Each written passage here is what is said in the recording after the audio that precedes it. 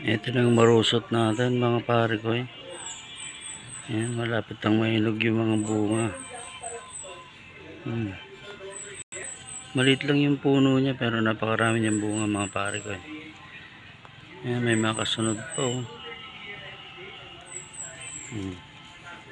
Tignan mo naman. Ganto kabunga ang marusot pare ko eh. Ayan o. Pakaliit lang ng puno oh. Maliit lang siya oh. Ayun lang siya. Pero kung titignan mo yung bunga, madami niyan para sa maliit na puno. Ayan, nag-iiba na yung kulay. Malapit nang mahinog to. So ang final color naman nito red eh. So normal na kulay lang ng sili. Ayan, so hintayin nating mahinog. Oh, goods na goods.